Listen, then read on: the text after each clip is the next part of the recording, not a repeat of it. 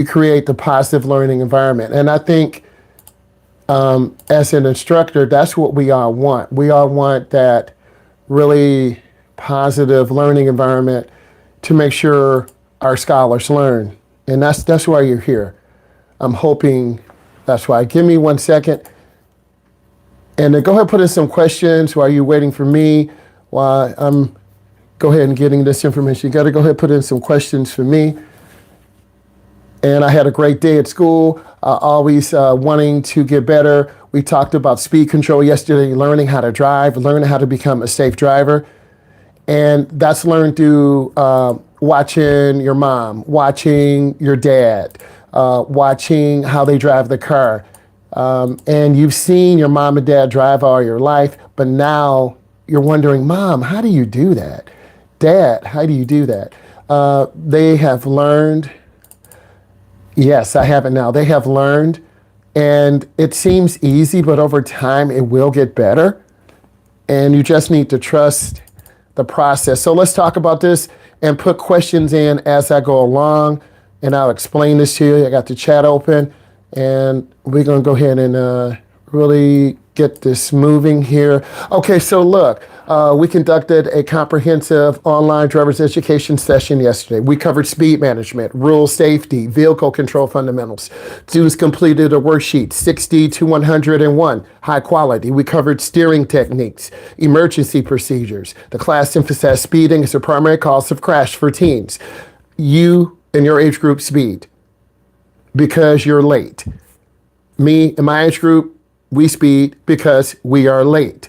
The podcast we saw yesterday talked about that comfort zone, that 3, that 5, that 7, that 10 over the limit. Any speed over the limit is a ticket. I want all of you to know that. And as we look through this, many of you ask the same question like 10 times. Can I go 3 over? No. Can I go 5 over? No. At what speed will I get a ticket? It's always no, because we are preparing you for your driving test. And I would not lie to you. If you speed, you will get a ticket. If you speed, you will fail. Okay? So live online session. We did the wheel of names. We really liked that. That was quick. That was awesome. We're going to keep engaging.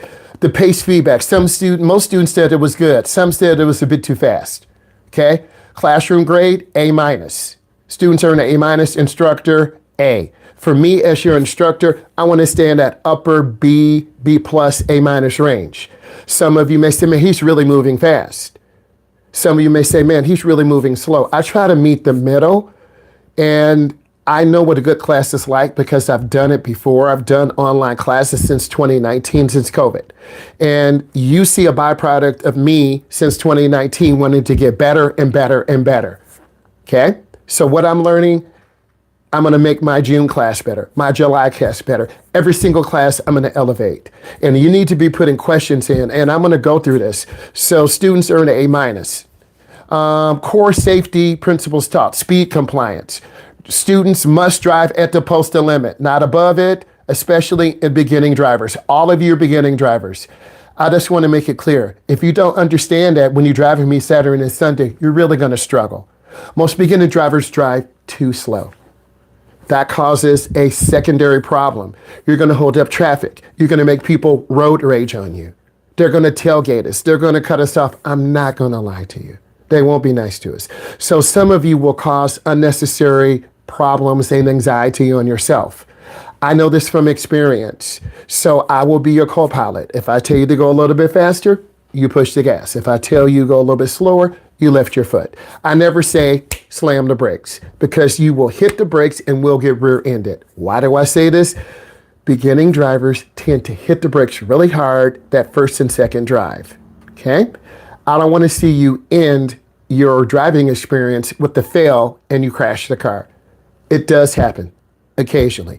So please, as I go through this, put in questions. Don't put in a question that you already know the answer to, such as, how fast can I go before I get a ticket? Because I won't answer the same question because you're not really learning, okay? Teen crash statistics. Drivers age 14 to 20 have the highest fatality rate because they feel invincible. That's all of you. It's called a kryptonite quotient. You lack experience. Your mom knows how to drive in downtown areas. Your dad knows how to drive in downtown areas. I know how to drive in downtown areas. We know how to get on the interstate. We know how to drive in the snow and the rain. You don't know this yet. But if you lean into your mom, you lean into your dad, you lean into me, you're going to learn quickly. Some of us have different idiosyncrasies. You don't take good notes. You don't pay attention. You may say, hey, this guy's going too fast or going too slow, or I'm on board, or you're on your phone. Everyone has different situations. But this is driver's education. And if you don't pay attention, the mistake you make could cost us our lives. I'm just being very real with you. And if I think you're really nervous or you can't drive, I'll call your parent and say, Mom or Dad, I need you to come get your scholar. They're having a panic attack. Oh, no problem. We'll come right now. Had a young lady last summer, 17 years old. We tried 4 different times. Why do I tell you this? Because I want to tell you the truth. Okay? Driving doesn't make you an adult. Driving teaches you responsibility. So again, I'm going to say this again. Teen crash statistics. Drivers age 14 to 20 have the highest fatality rate because they feel invincible, they lack experience, and they spend most of the time in the vehicle. You want to go see your friend, you drive. You want to go hang out at the school, you drive. You want to go to the mall, you drive. You're going to drive to a game. You're going to drive to the state championship. Just like in the hallway. Many of you will feel invincible in your high school, and then you're going to push someone and another kid, but you're going to push the wrong kid, and then you have a problem. And they call their brother. They call their sister. Now you have a big problem, and now administration and teachers are like, oh my God, what happened? So your brain has not developed to age 24. Why am I telling you this? Because you're going to have 50 people in the car. You're going to run lights. You're going to speed. You're not going to listen to your mom, listen to your dad, listen to your instructor.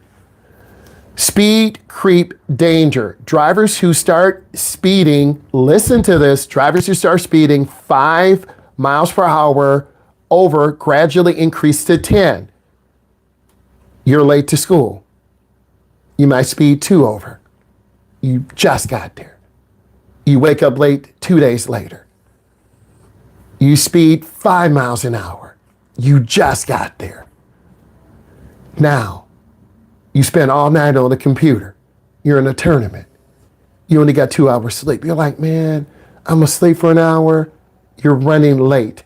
You're going to speed 10 over. And that's when you crash. I'm telling you guys, this is a learned behavior. Let's talk about it in school. Your mom and dad just got you to school. You walk really fast down the hallway. You bumped into someone. Next time, you woke up late. Your parents just barely got you there. Now you're kind of running. You bump someone. Next time, you come in late. You're flying down the hallway. You bump someone. You bump the same person 3 times. They tell their brother or sister, I'm being bullied by this kid. They always run into me. Now you have a problem, and you think it's normal. Speeding is a learned behavior. Please put your question in as I'm going along. I'm just summarizing what we went over yesterday so we can have a clear picture. So when we go over these questions that are boring, you can get them done. Okay, please put questions in. Following distance. A lot of beginning drivers struggle with following distance. Some of you said to me, well, what are the problems with beginning drivers? You don't follow far enough away. Walking in school, you walk really close to someone. You're almost tripping them. You're walking on their shoes. Some people don't like people walking on their shoes. And then they turn around and say, stop walking on my shoes. And you're like, I'm sorry. But you think it's a joke. And you walk in their shoes again. Now they stop. And then they put hands on you. Because people that 14 to 25, they're not stable. They can snap on you. People over 25, like myself, we're stable. So if you talk about someone or humiliate them, now you're going to have a problem. Same thing when you drive. I got cut off today coming home on 94. Clearly, there was not enough room. The truck driver just cut me off. But then I paused and I increased my following distance because I didn't want to road rage. I'm an instructor. I don't want to lose my endorsement. He cut off someone else. So I said to myself, that's not me. That's him. But for some of you, you're going to try to get back, get even. There's always a fool bigger than you. I'll say it again. There's always a fool bigger than you who will embarrass you, humiliate you, cut you off, and now you have to defend yourself. The 3-second rule: maintain at least 3 to 4 seconds following distance. Use a stationary checkpoint. That's going to be on the test. You didn't know this was going to be a review. How do you find your following distance? You pick a stationary object. 1001, 1002, 1003. If once you pass this stationary object, if you're about 3 seconds, you're good. If you're closer than 3 seconds, you're bad. Beginning drivers, I'm talking to all of you. You haven't learned to establish following distance. Speed, distance, relationship. I just talked about it. You need a car length for every 10 miles an hour. Okay? That was said at 8:20. Please remember this. This will help you on your test. Here's your study guide right now. It's everything we went over. It's everything you said. Following too close. Okay?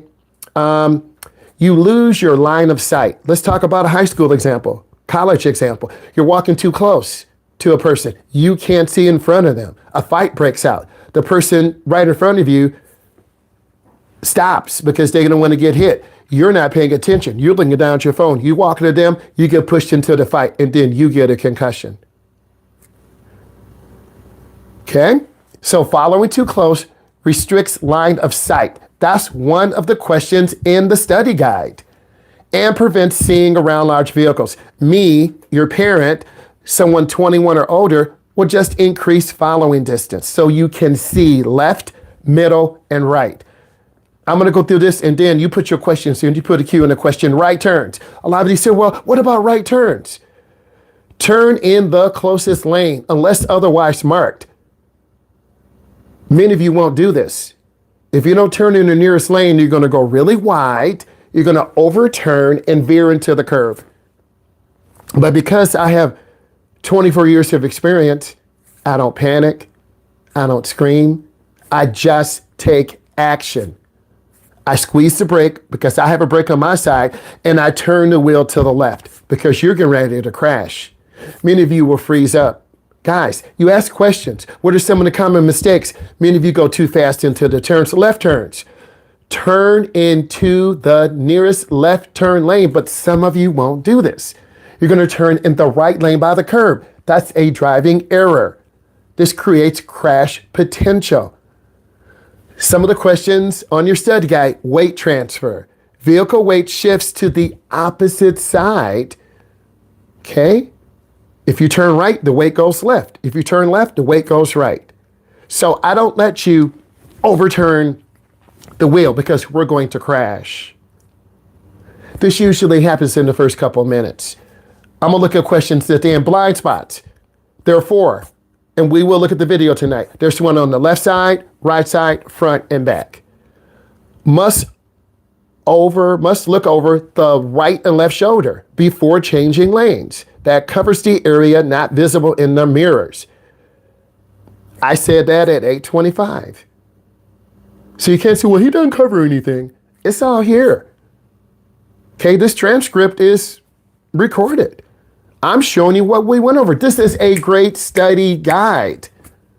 Central vision. Man, we went over this. Central vision provides the most detail for targeting objects. When you're driving central vision, you're looking straight ahead. A lot of you will look down at your steering wheel. We're going to crash.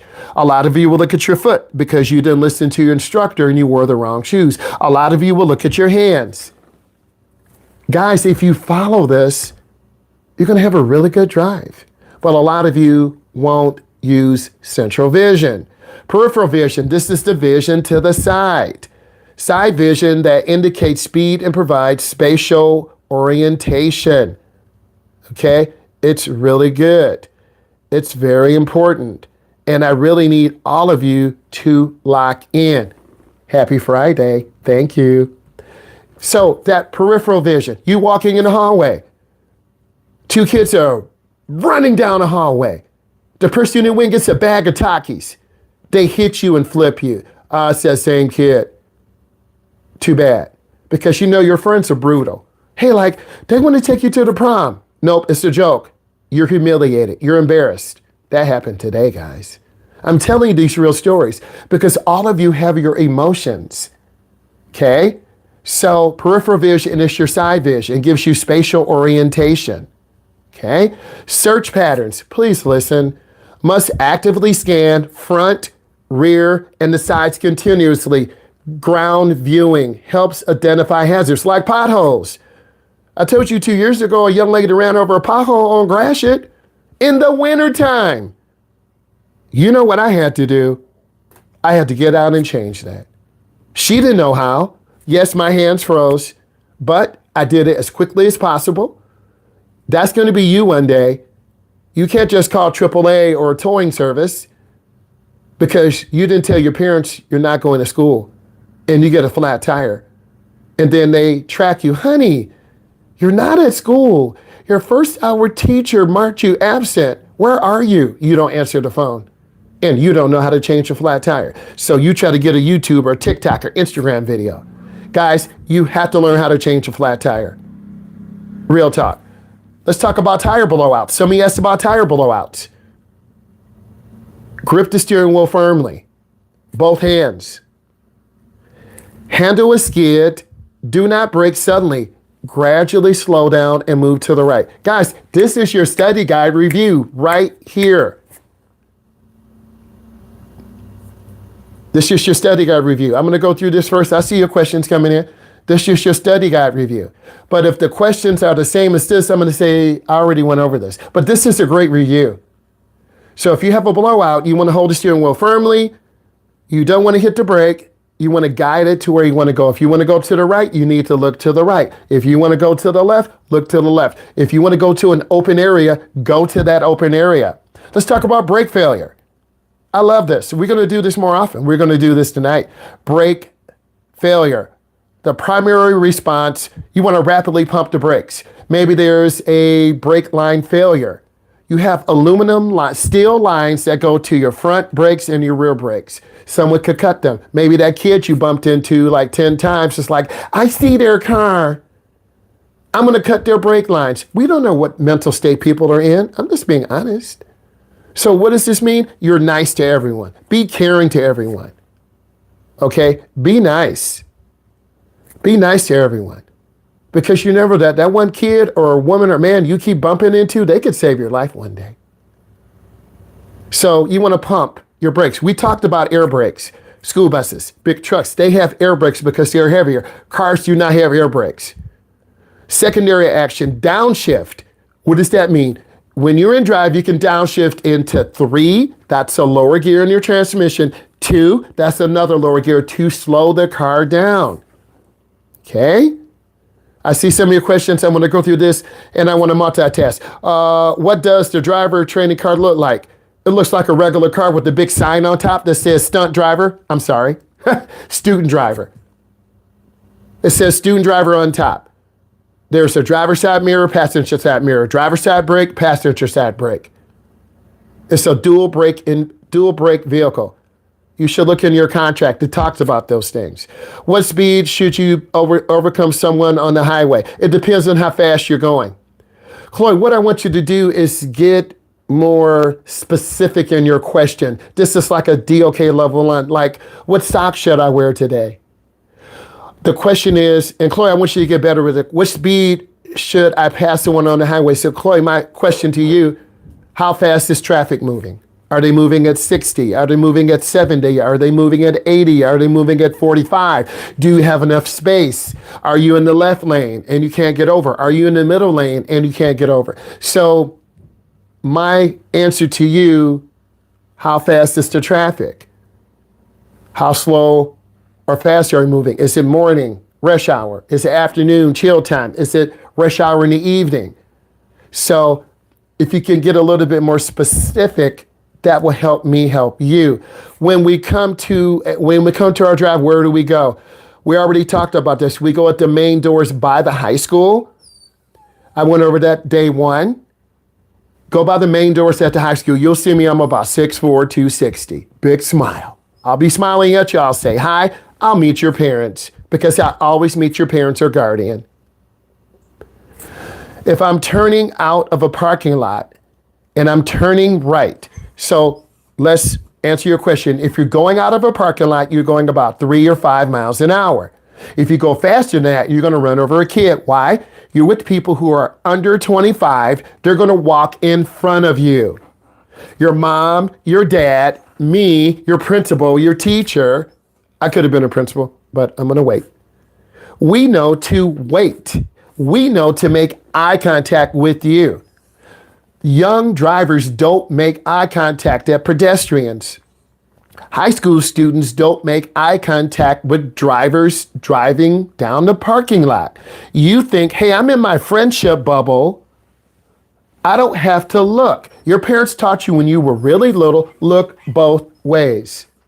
That still applies. So high school students who are under 25, you can go to school until you're 21. You don't look at traffic. You try to run across. It's called shooting the gap.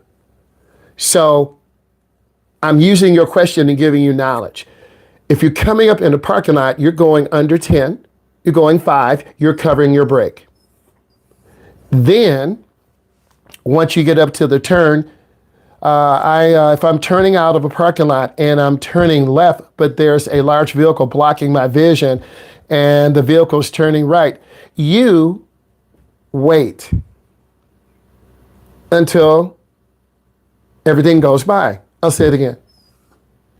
You wait. A lot. People under 25 want things now. You want to get your license. You want to build an AI. You want to graduate. You want to be a senior who's done with school, by the way. You want to get all AP classes. You're only in high school 48 months. I'll say it again. You're only in high school 48 months. Your clocks are ticking. If you're a freshman, your clock is ticking. If you are a junior, your clock is ticking. If you're a senior, your clock is done. So you need to learn how to read, how to understand social studies, how to understand math, science, government systems, and all, by the way, driver's ed, and try to get a job and try to figure out your life and maybe get an athletic scholarship. Less than 1% of you will. I was fortunate enough. My son was fortunate enough. You're going to have some really good friendships with your teachers, your counselor, and off you go to college or community school. Or bye-bye. So you need to, you're only in high school one time. Okay? So you wait until the parking lot clears. That's my answer to your question. When we come up, okay, we already talked about this. If the car we do practice driving with all, okay, hold on. Is the car we do practice drives with the one we will be doing the test drive with? Okay, I'm your level 1 instructor. You're going to do 6 licensed drives with me. And if I think you need 7 or 8 or 9 drives, I'm going to have your parents come in, watch. And if you're not progressing, I make notes on your drive log. I tell your parent. The good thing about me, I talk to your parents. I keep them informed. There's no surprises. And your parents know. If you have anxiety or you're a little nervous or you don't listen to adults, because my life is in your hands. Will there be a study guide? We're doing a study guide right now. Your questions are your study guide. Let's pause for a second. There's no magical study guide. If you don't go over your questions, then you won't pass. I'll say it again. From day one, I showed you your curriculum. I showed you everything. If you don't do your work, you won't pass the test. And usually toward the end, students get nervous, they get all sketchy. You got to do your work. But I'm a high school student. I have AP classes. I got to take care of my sister. I'm doing 3 sports. I'm going to miss 4 classes. We all have things we have to do. What is the equipment that police use to check it? It's called a breathalyzer. Why are there sometimes passing zones in areas of low visibility? Because the civil engineers have done mathematical calculations and said, this is a safe area to pass, or this is not a safe area to pass. You'll never be in a passing zone that is dangerous. I'll say it again. You'll never be in a passing zone that is dangerous. You'll see signs that say no passing because it's dangerous, on a curve, on a hill, to a bridge. So I want you to understand that AAA video we saw yesterday, you can only pass in areas that are intended for that. Wider shoulders, wider lanes. What do we use? Okay, they only use a breathalyzer. They can also take your blood also. There's a video on that.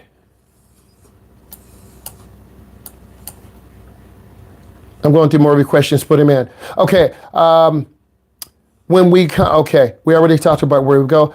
If I'm turning out of the parking lot, okay, we talked about that. Keep space. A breathalyzer is used. I'm just trying to keep moving. Okay.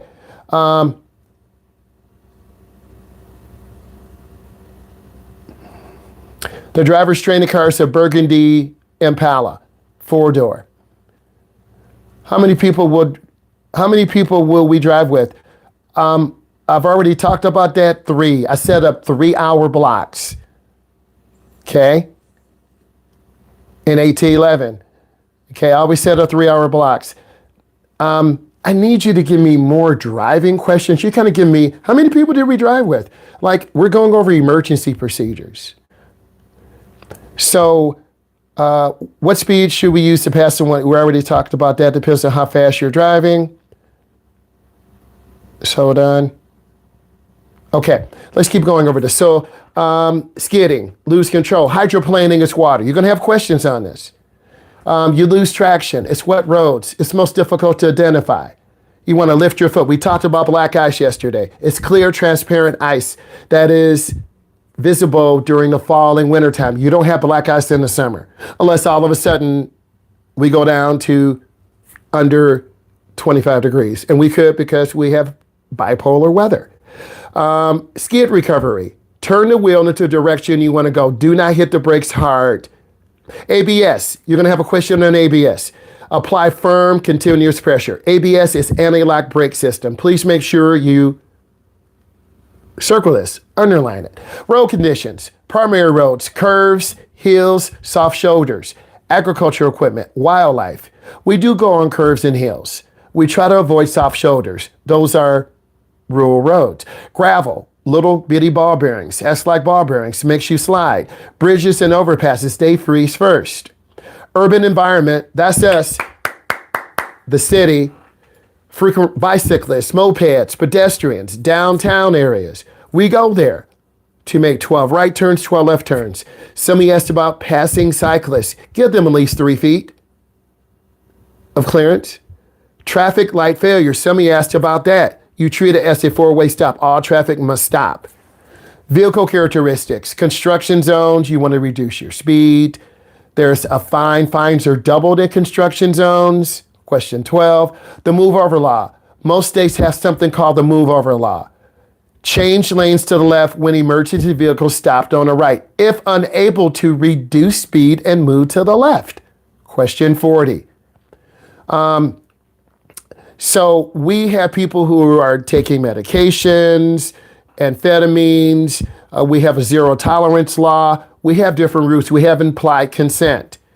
You need to know about these things because it's real life. And we want to be mindful, and the goal is to protect ourselves, not get into a crash, and call the emergency respondents or police to get this person arrested. Let's talk about collisions. Swerving or stopped. Can almost always swerve. That's going to be on your test. You can't just stop at 40. You can't just stop at 20. You can't just stop at 10. Let's go back to you running in the hallway because I'm dealing with people under 25. You're going to run in the hallway. There's that person you keep knocking down, and then you knock them down. Oh my God, this is a good one. One of my students got tripped yesterday. He tripped, he fell. Imagine 120 frames per second. He tripped. He got tripped. My other student tripped him. He fell on his wrist. He laid there on the ground for like 3 seconds, clutching his wrist. Whoa. Running in the hallway, playing in the hallway. You can get hurt. So what does this do with stopping and swerving? You can't just stop. Okay? Angle collisions. Hit something at an angle. We always say this. Avoid a head-on collision. Crumple zones. We talked about this. This is your study guide. There's one on the left, right, front, and back. Crumple zones. High-speed roadway exit. If you must leave the roadway at high speed, choose a safe area. Okay? Hit something with a glancing blow. Railroad crossings. Critical note. Never cross train tracks unless you can complete them. You'll get stuck. Well, what if my car breaks down? Run from the car. What if my car breaks down? You should never have gotten caught on the railroad tracks. Well, I thought I could beat the train. You never can. Instructor approach driving tips. It's normal to be nervous. It's going to take you 20 minutes to relax. Instructor focus. Watch the car, not watch the student. Again, I'm not watching you. I see my peripheral vision. I see you clutching the wheel. I see you sweating. I see you looking down at your hands. Student driver sign. Display vehicle to warn others. Okay? Or being bullied. Routes, figure eights, including 5 right turns, 5 left turns, parallel park. There are different signs, downtown, high schools, roundabouts. You're going to have a wide variety of areas. It won't be boring. Shoes to wear. I'm telling you what to wear. Thin sole shoes, comfortable shoes. I only have a pair of Crocs. Please don't drive if you're going to have Crocs. How come? Your foot could get caught between the brake and gas. Don't wear Crocs. Vehicle type, red Impala. Okay? Newer vehicles are smaller. That's coming soon. You're going to miss that OG Impala. Brake system. It's got a pretty medium to fast pedal. It's easy to learn with. Very comfortable. Beginner driver mistakes. You asked about mistakes. Okay? And then we're going to make a quiz of this because this is good. What are your mistakes? You're going to drive 3 to 10 under the limit, which is dangerous at yellow lights. Question number 10. Yellow light decision. This will make all of you nervous.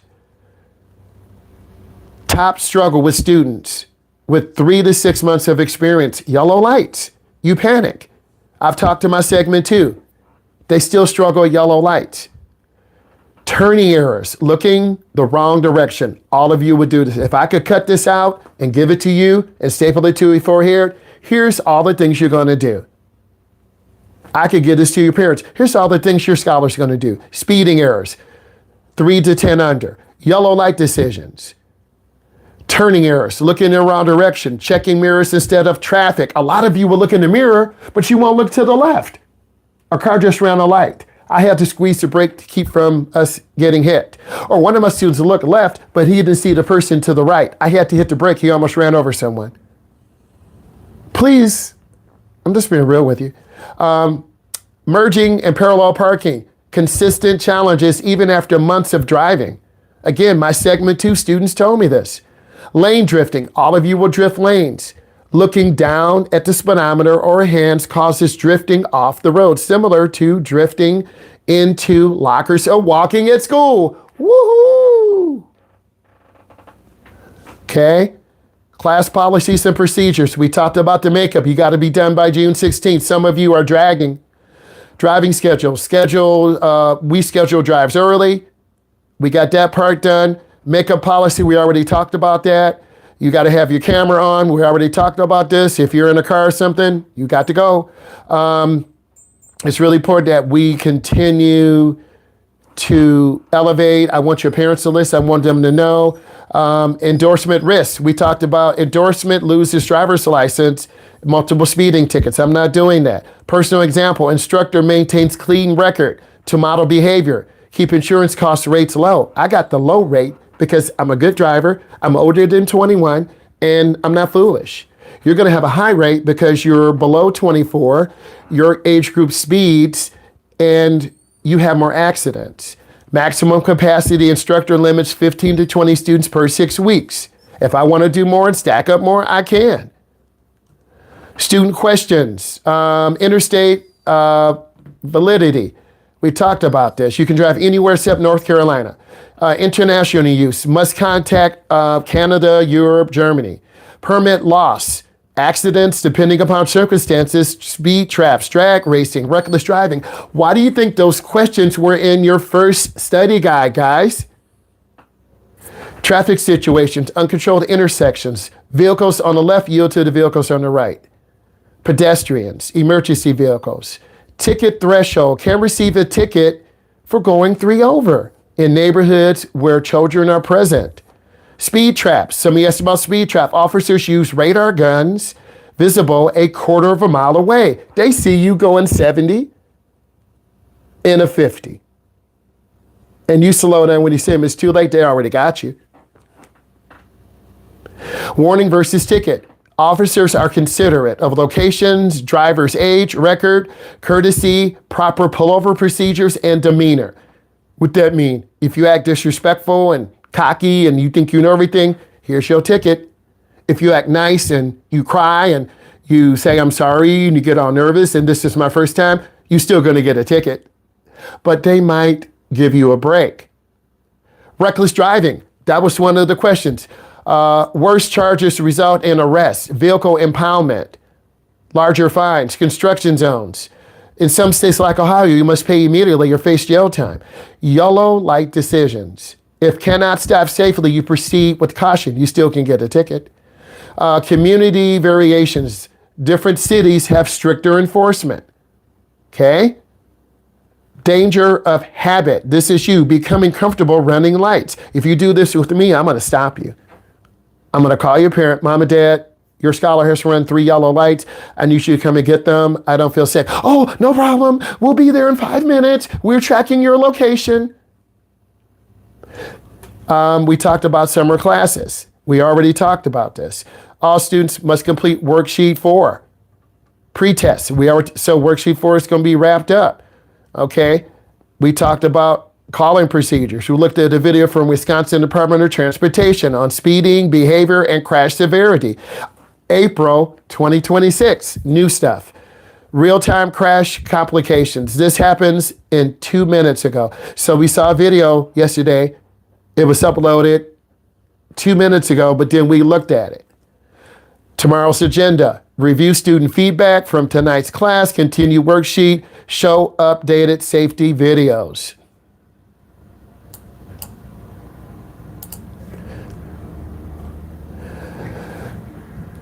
So if we get pulled over for some reason and there's no shoulder, you pull over to the nearest open space. Hold on. If you can see this, give me a thumbs up. Okay, I want to make sure. So I'm reading your questions. How do we have access to this document? You don't. It's your study guide. If we need to pull over for some reason, there's no shoulder, pull over to the nearest open area or a driveway off the main road. What do we do if we test for something in your system? You get ready to go to jail. If you don't have a medical statement from your doctor, like some of you may have Ritalin because you can't focus. Okay, what are sometimes passing? We already talked about this. Low visibility areas, low lying tree areas, around some curves, around some areas where big buildings like Manhattan, downtown Detroit, Las Vegas, the mountains. Some areas have low visibility areas. You might have to turn on your headlights. I need all of you to type in what you learned. All of you type in what you learned. This is very solid. You had a study guide review, a question and answer review, high school example reviews, driver's education reviews. You had a very thorough review. That's the way class should be. And we're right on time. Okay? So you need to type in what you learned. All of you. This is really a great situation for learning, a great situation to get better. And I gave you high school examples because you are high school students. Running in the hallway is dangerous. I used to example one of my students. This happened 2 days ago. Got tripped. He fell on his wrist. He was shooken up. I had to type up a accident report. I put it in his file. I called both parents because his wrist could be broken. He could have a concussion. But what do middle school, high school students do? They started laughing. I didn't laugh. I knew what I had to do. I emailed my principal. I emailed everybody. Okay? So that shows a teacher who cares. Okay? Or if you're nervous in the vehicle and you're sweating or shaking or you didn't take your medication, I'm going to stop. I'm going to call your parent. Does your scholar, are they on Oh, yeah, they are. They're on anti-anxiety or they have attention deficit disorder. I have students who have that, and sometimes your medication wears off or you take too much. Okay?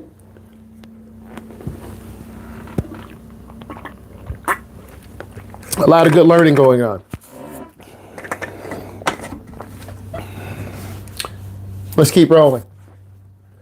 And I have 15 minutes, and I'm going to push you for 15 minutes. That's what good teachers do. They go over good information. They prepare you. And I really want you to be prepared.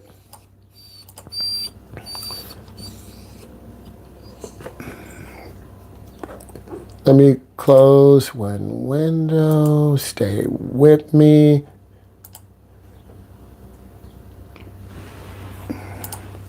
Again, I need you to type in what you learned. It's really important.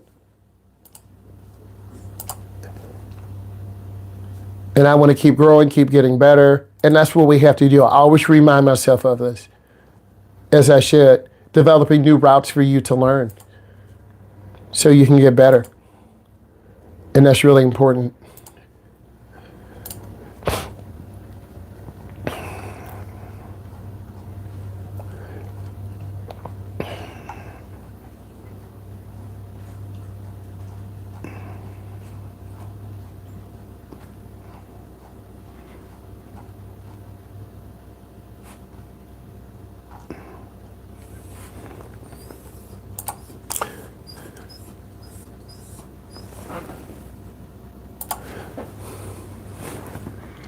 Trust the process. All right, let's go over this. This is called the 3 steps of the PDA, Space Management System. Perceive objects. You're running in the hallway of school. Someone threw water on the ground. Let's watch this freshman fall because you keep running into the same person and they told their friends. You look like a bully, but you think it's a joke. So their friends put water on the ground. They know you're going to run. They're going to watch you fall and crack your head and have a concussion. And then they're going to video you and laugh and put it on social media. I know it's mean, but that's how people under 24 treat each other. They're mean. Just like when my student fell on his wrist yesterday. He was like, he clutched his wrist so hard. I felt so sorry for him. But also, the young man and my student, they play and chase each other in the hallway, and that's the result. You run into people, you knock people down. So you need to be able to perceive objects or conditions in the road, identify events in the scene. I need you to type in a scene in the neighborhood. What is going to be dangerous in a neighborhood scene? Everyone type that in. Okay, by you typing in, I'm giving you a review. Type in, you're driving in a neighborhood. What is dangerous in your traffic scene in a neighborhood? All of you pick one thing. They should be different. We have 20 plus people in here. Please, I'm gonna go on. Decide. You're gonna decide what to do. The projected path ahead for alternative paths of travel. You're running in a hallway. You have good vision. You saw them pour water down. You're traveling at about 15 miles an hour. I can still run for the first 30 feet, then you guys can beat me. You see them pouring water down. You dart to the left, not into oncoming hallway traffic, but dart to the left. You miss the water. So when you're driving, You need to have an alternative path ready. Check the sides, rear for speed and lane positioning. Options. The move over law. If a tow truck or a police car is over to the right, move over. If you can't, you get to the left of your lane and you make space. I'm using a high school example. Let's keep moving. Act appropriately. Make the proper adjustment. Don't jerk the wheel. You're going to slide off the road. Don't stop really fast. If you're running, you're going to slip and fall. Or someone may trip you accidentally or on purpose. Okay? Change speed, position, and communicate. Well, you're running in a hallway. And of course, you know, there are cameras in every single hallway. And people have complained. The person you keep knocking down has complained to the principal and the dean of students. They're building a case on you. The student was warned multiple times. We've seen them on 451, 53, 57, and then they ran into someone and gave them a concussion. They're going to get 3 days of school off. And the parents want to file charges because the person had a concussion and he knocked out their tooth. You're like, come on, it wasn't that serious. You were warned. But some of you will learn that because you still run to school and you think it's silly.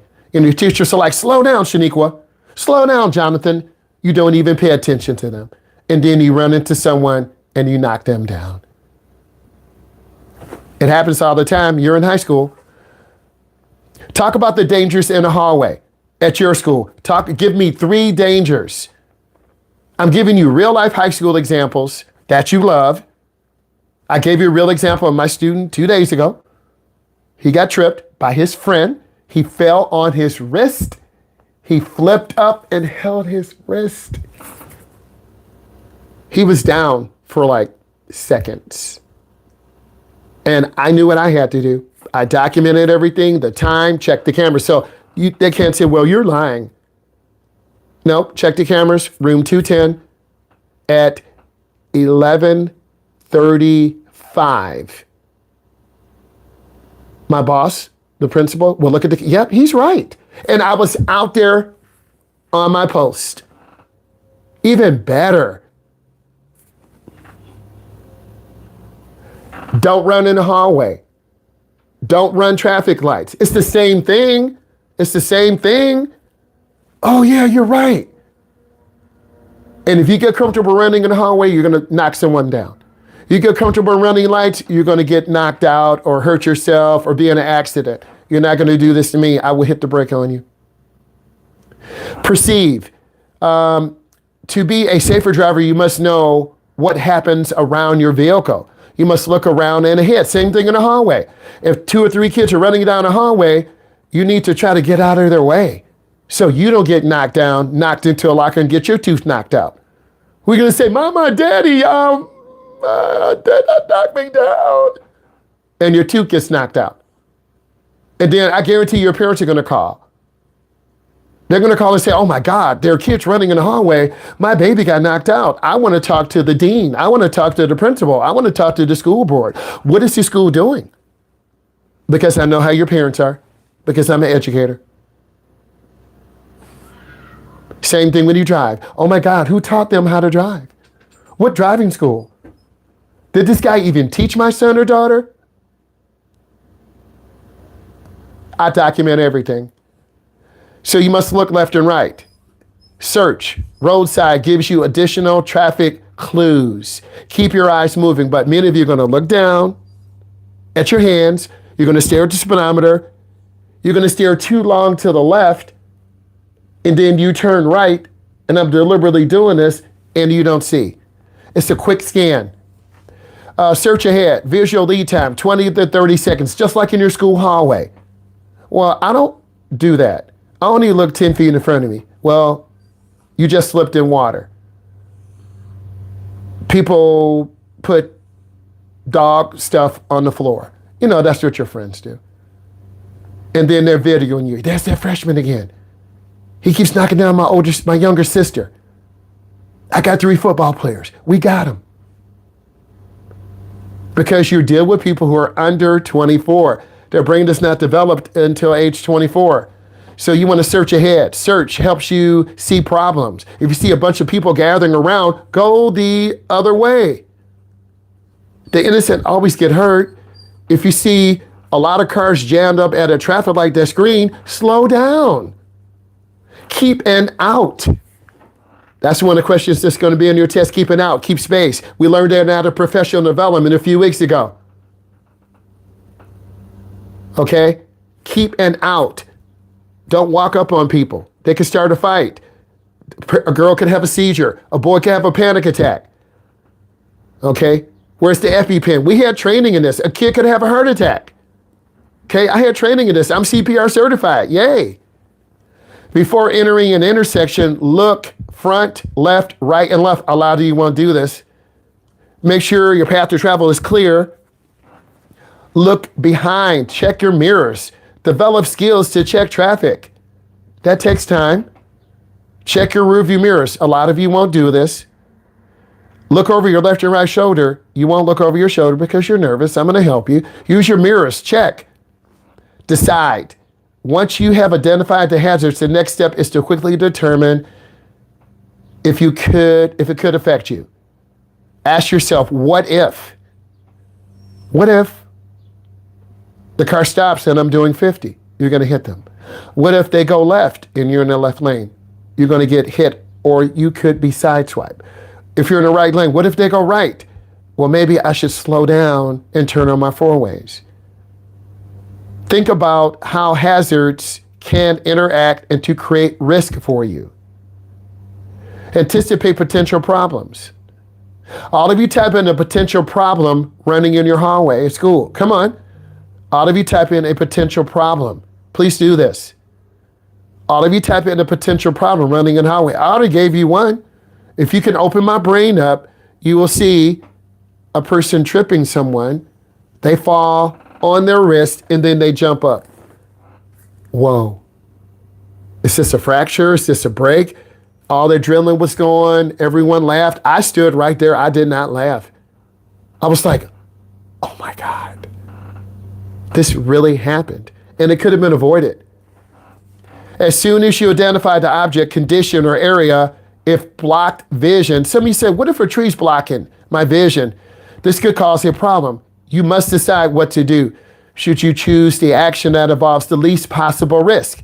Always the least possible risk. Check your mirrors. If no one's to your left, get over to the left. If no one's to your right, get over to your right. If you can slow down safely, slow down. If you need to speed up and drive around a hazard, speed up. Okay, you may have to change your speed, lane positioning, increase your visibility, sound your horn. Just because you sound your horn doesn't mean people will get out of your way. If you're in downtown Detroit, downtown Manhattan, downtown Royal Oak, downtown Atlanta, Georgia, downtown Houston, Texas, tapping your horn does nothing. They're still going to walk in front of you. Look at your high school. You tap your horn, people are still going to walk. Oh, that's that freshman. I bet they won't hit me. I sounded my horn. I didn't hear it. I didn't hear it. They hit me. Pedestrians always have the right of way. Always.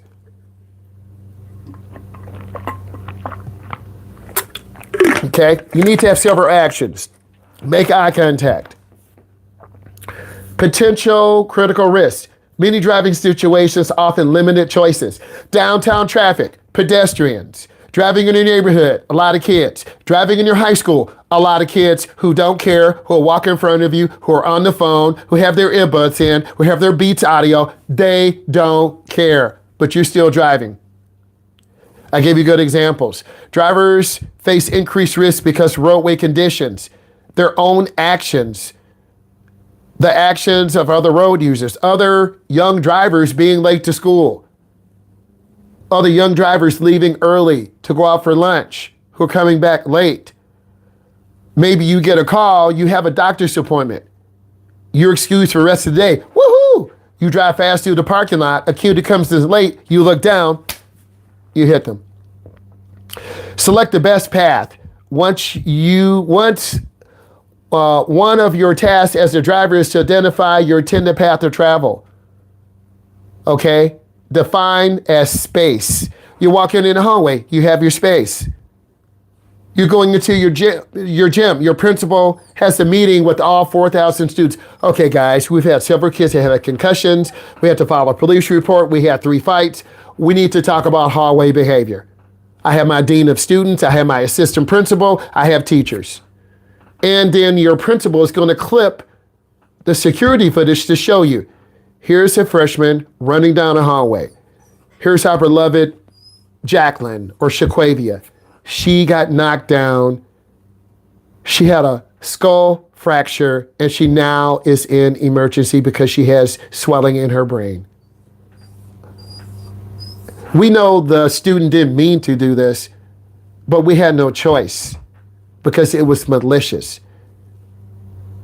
You pushed them down on the ground.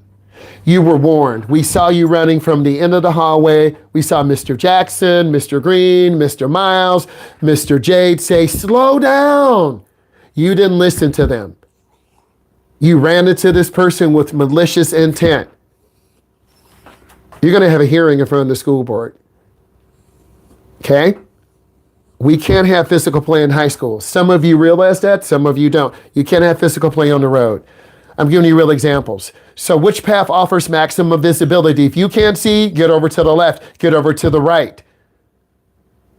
If you can't see, slow down. This could be trees, rain, fog, snow. Which path provides clear space? If it's in the left lane, get in the left lane. Well, what if all lanes are full? Reduce your speed, drive slow, have on your 4-ways. Which path provides the clear space to the side? Which path provides the smoothest flow? I like being smooth. Which path provides the best? Ooh, I like that. Usually the middle lane is the safest. Act. Adjust your speed. Adjust your position. Communicate. Honk your horn. Flash your lights. Adjust your speed. Okay, a reasonable and proper speed for the set of conditions. Some of you said, what if it's snowing really bad? How fast should I go? It's right here. Adjust your speed to position for any set of conditions. It's one that provides the driver a safe path of travel. The ideal speed provides time, space to brake or steer to a safe alternative path 4 to 8 seconds ahead if an emergency develops. If you're driving too fast, and many of you will, then you will not be able to stay in your intended path of travel. This is you as a beginning driver because you tend to drive faster. If traveling too fast, we talked about this makes it difficult for other drivers or pedestrians to predict you. You're driving too fast in your school parking lot. People are also late to class. You're very late. You're going to cut off 5 people. They're going to walk right in front of you. Yeah, this sophomore in this red Mustang, Principal Green, tried to hit me. I have a video. And then they're going to show the dean. And when you come in, you're going to go into the office and I'm calling law enforcement. All because I was late? You don't understand. What is for the common good? That's not fair. Well, you were speeding in the parking lot. We have you on cameras and 5 students came in. They're lying. We have video. You need to call your lawyer and have your parents come in. You're going to be out for 10 days. You're going to go in front of the school board. Deaccelerate. At times, the action you take will be to deaccelerate. It doesn't say slam the brakes. The amount of braking needed will vary. Accelerate. Sometimes you're going to need to accelerate. Adjust your position. You're walking in the hallway. A lot of kids walk to the left, walk to the right. The greater chance of the direction might require a lane change. There's deer. We have to slow down. If we can change to the left or right, we will. We'll slow down. Deer come out. Oversteering can cause you to lose control. All of you will do this. Understeering can also present a problem. Try to steer just enough to avoid the collision without making jerks. Communicate your intention. Headlights. Use your horn. Crashes often happen because one driver does not see another. Crashes in your hallway. One runner does not see another. Headlights, adjust your headlights. Brake lights, tail lights. Turn signals, up is right, down is left. Four-way hazards, reverse lights. All of you type in what you learned. Please and thank you. All of you type in what you learned. We're going over the questions next. Guys, this is a great session. I hope you enjoyed it. E, thank you for coming aboard. I do appreciate you. And we will be going live tomorrow morning. Bye.